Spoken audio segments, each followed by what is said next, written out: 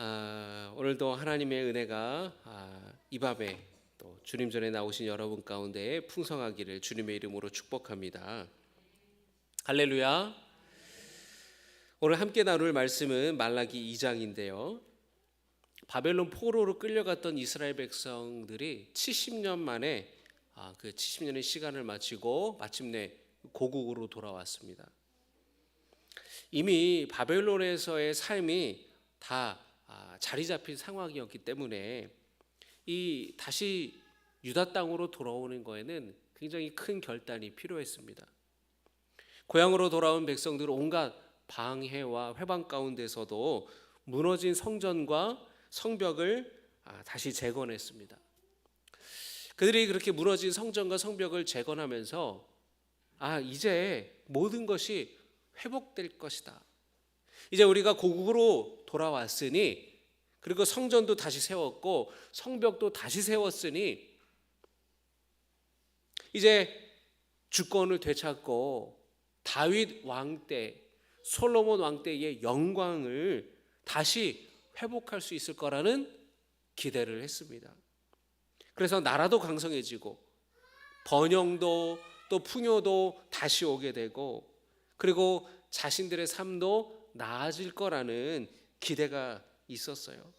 게다가 하나님이 기뻐하시는 성전 건축도 다 마쳤으니 이제는 복 받는 건 시간 문제다라고 백성들이 생각했습니다.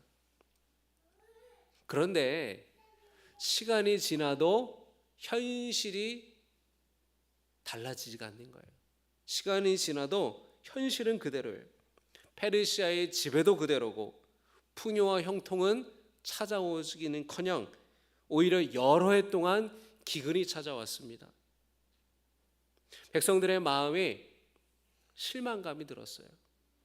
그들이 기대하고 그들이 기다렸는데 낙담이 찾아왔습니다. 그리고 하나님에 대한 믿음도 흔들리기 시작했어요. 차츰 하나님이 자신들을 사랑하시는 거에 대한 믿음조차 흔들리게 되었어요. 의심하게 됐습니다. 그 마음에 여러분 낙심과 실망, 또 하나님의 사랑에 대한 의심, 회의감이 들 때에 가장 먼저 흔들리는 것이 예배예요. 예배가 소홀해집니다. 그리고 형식적으로 변해요. 이스라엘 백성들이 바로 그랬습니다. 하나님께서는 이 제사를 주관하는 제사장들이 하나님의 이름을 멸시했고 하나님을 공경하는 마음도 경외하는 마음도 없다고 책망하세요. 여기서 두려움이란 경외심을 뜻하는 건데요. 우리 6절에 말라기 1장 6절의 말씀을 보겠습니다. 같이 읽겠습니다. 시작. 내 이름을 멸시하는 제사장들아, 나 만군의 여호와가 너희에게 이르기를 아들은 그 아버지를, 종은 그 주인을 공경하나니 내가 아버지일진데 나를 공경함이 어디 있느냐? 내가 주인일진데 나를 두려워함이 어디 있느냐? 하나 너희는 이르기를 우리가 어떻게 주의 이름을 멸시하였나이까 하는도다. 지금 제사장들이 뭐라 그럽니까? 우리가 언제 그랬습니까? 말라기 선지자는 제사장들이 어떻게 하나님을 멸시하였는지에 대해 분명하게 말합니다. 제사를 하찮게 여겼다라는 거예요. 구약시대의 제사는 곧 예배입니다. 그리고 제사에는 가장 좋은 것을 구별하여 하나님께 바쳤어요.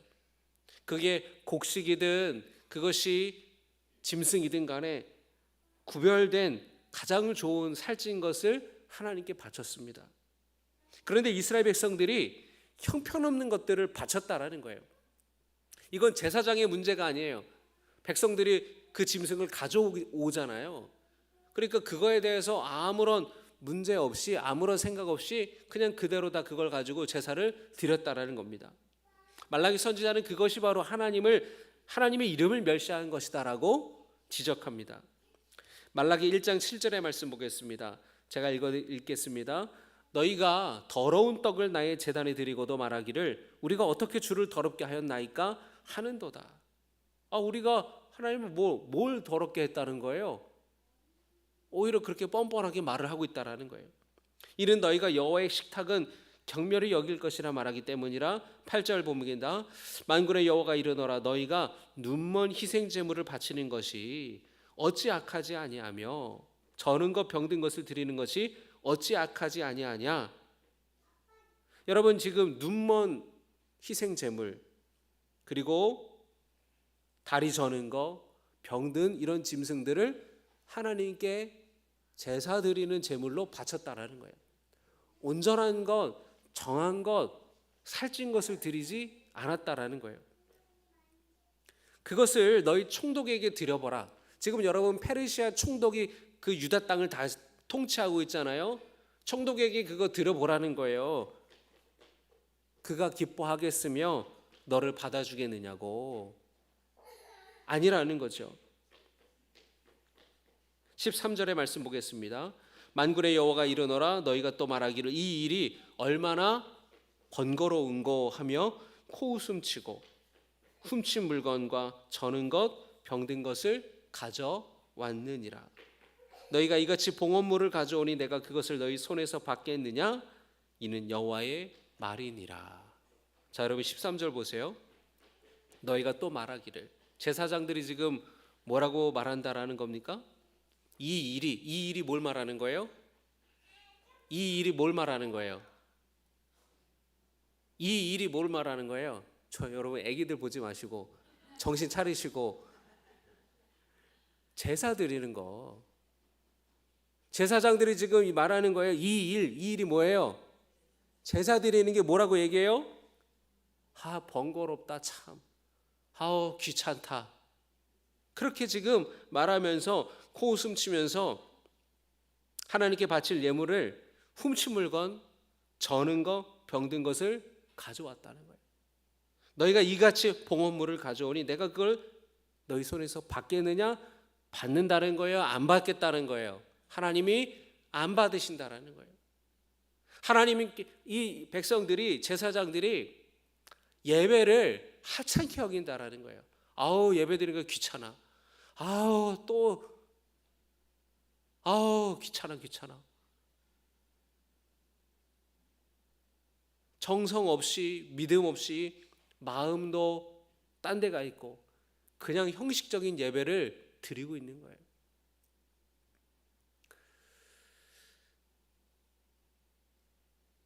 여러분, 우리가 정말로 하나님을 예배하는 그 마음, 그 태도, 그것이 정말로 중요한 거예요.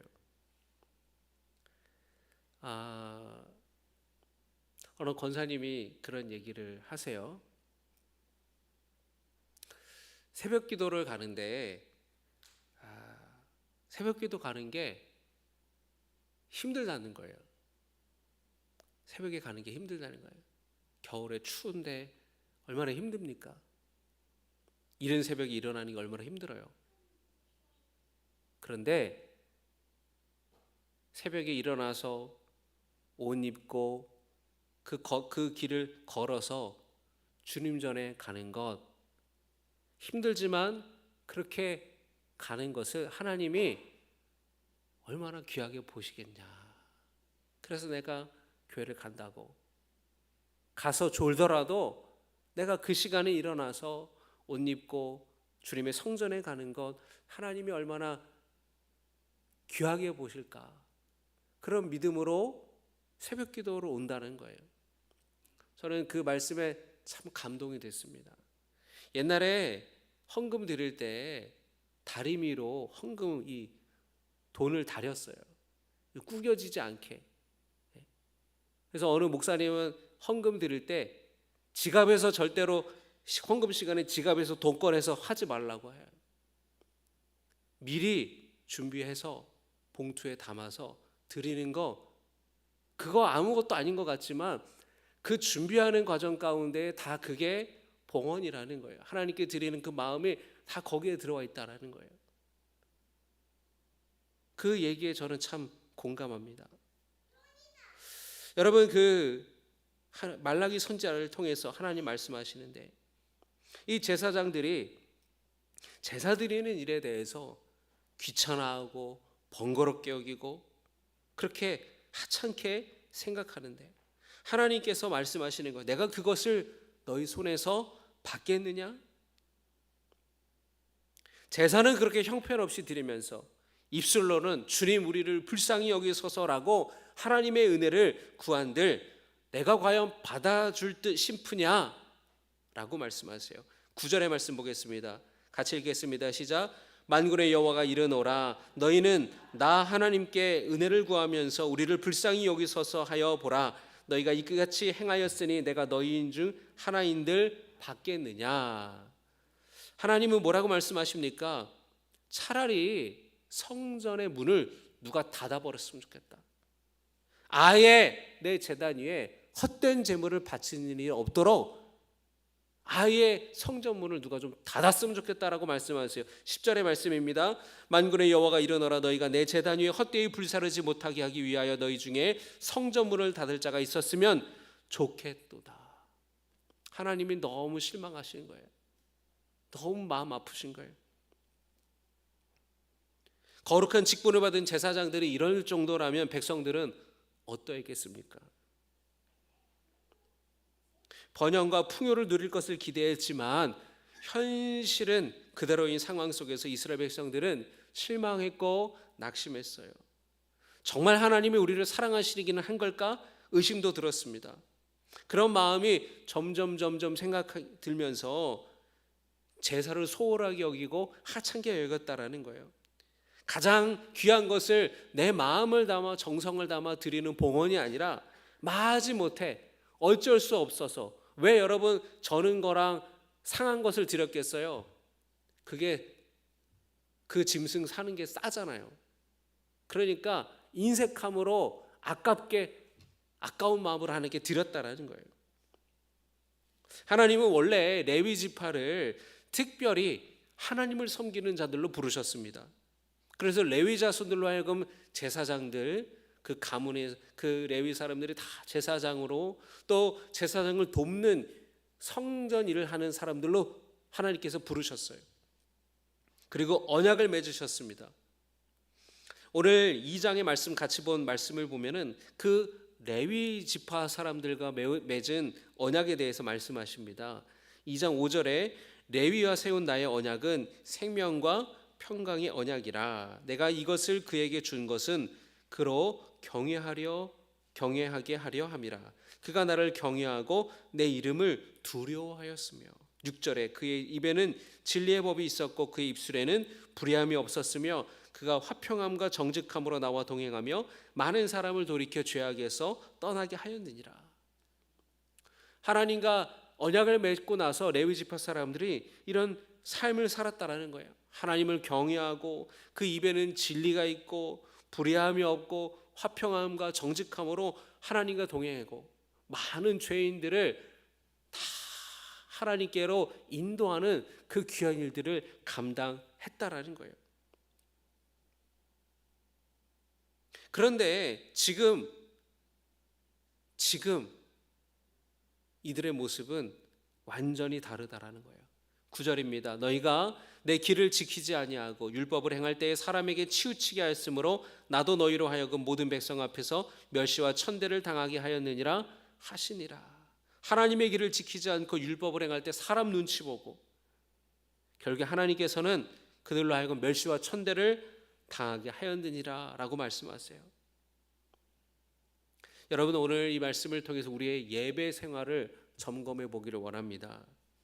여러분의 예배 생활은 괜찮으신가요?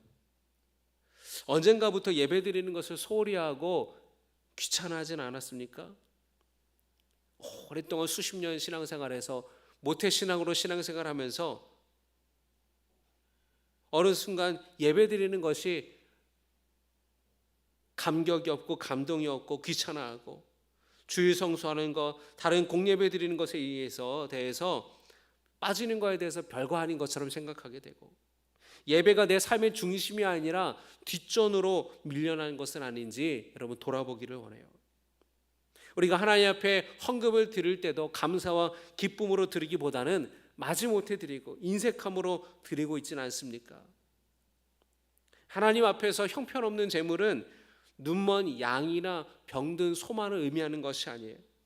내 마음이 빠져버린 예배, 내 마음과 정성이 없는 봉헌, 그냥 의무감으로 목소리로만 하는 그냥 찬양, 기도, 그것이 다 하나님이 받지 않으시는 예배가 될 수 있다라는 것이에요. 나는 지금 어떤 마음으로, 어떤 태도로 예배를 드리고 있는가? 어떤 때는 열심히 신앙생활해도 우리 삶이 풀리지 않을 때가 있습니다. 기도해도 응답이 없는 것 같아요. 내 삶에 기대했던 형통함이 없고 그냥 맨날 제자리 걸음하는 것 같고, 남들은 다 잘 되는 것 같은데 나는 여전한 것 같고, 마음이 실망스럽고 마음이 괴로워서 예배 드리는 것이 참 마음에 내키지 않을 때가 있습니다. 어떤 사람이 직장에서의 승진을 앞두고 열심히 새벽기도 나왔어요. 근데 승진에서 떨어졌네? 그럼 그 다음에 그 사람이 새벽기도 나올까요? 안 나올까요? 안 나와요. 새벽기도만 안 나오면 다행이게 주일날도 안 나와요. 실망해서, 짜증나서, 원망하고 분노가 나오고. 어떤 사람이 참 열심히 신앙생활했습니다. 원래 그러진 않았는데 그래 내가 한번 열심히 신앙생활해야지, 하나님께서 나를 이뻐하시고 하나님 복 주시지 않을까. 한 1, 2년 동안은 열심히 신앙생활하고 봉사도 해요. 그런데 사업이 잘 안 되는 거예요. 분명히 하나님이 환난 중에 도움이시고 하나님 복 주시고 형통케 해주시는 건데 왜 내 삶에는 복을 안 주시지? 낙심할 수 있어요. 부모가 이혼하지 않게 해달라고, 사이좋게 해달라고 자녀가 기도했는데 부모가 결국에 이혼했다면 그 자녀는 더 이상 하나님을 믿고 싶지 않을 수도 있습니다. 처음에 암에 걸렸을 때는 어떻게든 견디고 믿음으로 버텼는데 암이 또 재발했네. 그럴 때 그 사람의 마음이 어떨까요? 여전히 그 하나님을 선하고 인자하시고 복 주시는 하나님을 믿는 게 쉽지 않을 겁니다. 예배하는 게 쉽지 않을 거예요. 믿음 유지하는 게 쉽지 않을 거예요. 그러나 하나님은 분명히 말씀하십니다. 말라기 1장 2절의 말씀 보겠습니다. 내가 너희를 사랑하였노라. 한번 따라 하시겠습니다. 내가 너희를 사랑하였노라. 한번 따라 하십니까? 따라 하세요. 하나님이 나를 사랑하신다. 여러분, 그 말씀을요, 말라기 제일 첫 번째 하시는 거예요. 그러니까 하나님께서 이 제사장들의 신앙생활, 엉터리로 신앙생활하는 거, 백성들의 신앙생활하는 거, 그리고 여러분 말라기를 보면은 11조에 관한 얘기를 하잖아요.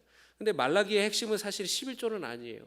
엉터리 신앙생활에 대해서 이야기를 하지만, 그러나 그 모든 것 가운데에 하나님이 하시는 핵심적인 말씀은 가장 앞에 있습니다. 내가 너희를 사랑하였노라.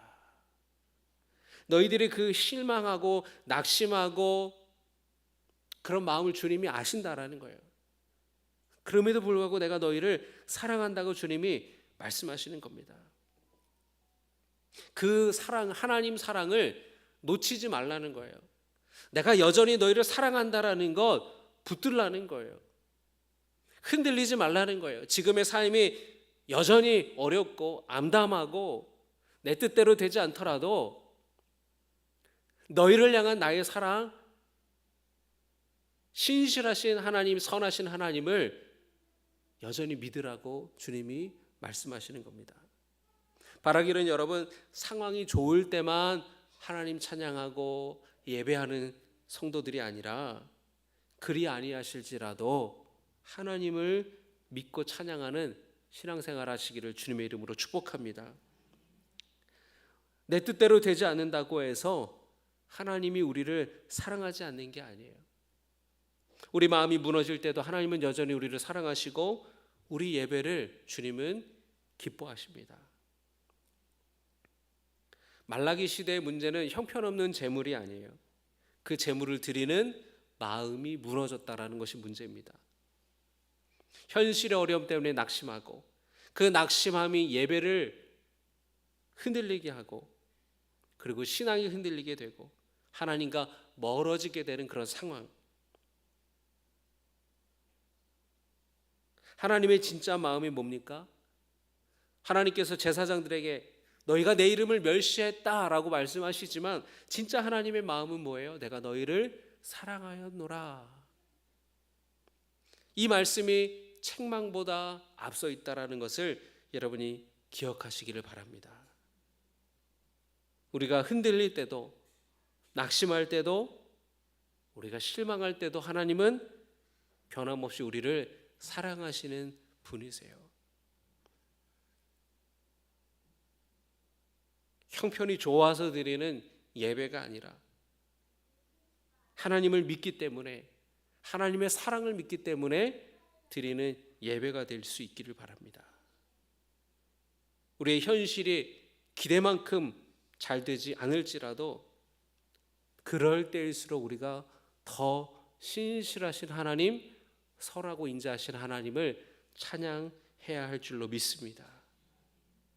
바라기는 여러분 오늘 말씀을 기억하면서 하나님 앞에 주님, 내가 실망하고 낙심된 마음이 있어서 그 마음 때문에 온전히 하나님을 신뢰하지 못했고 제대로 예배하지 못했고 기도의 자리로 나오지 못했습니다. 그렇게 여러분들의 마음을 돌이키며 주님 앞에 결단하는 시간 되기를 주님의 이름으로 축복합니다. 그래서 여러분을 향한 하나님의 사랑을 다시 오늘 말씀을 통해 발견하고 그 사랑으로 여러분의 마음이 회복되고 그 사랑으로 여러분의 마음이 충만하게 되어서 하나님 나를 향한 사랑 변치 않으신다라는 믿음의 고백으로 승리하는 이 밤이 되기를 주님의 이름으로 축복합니다.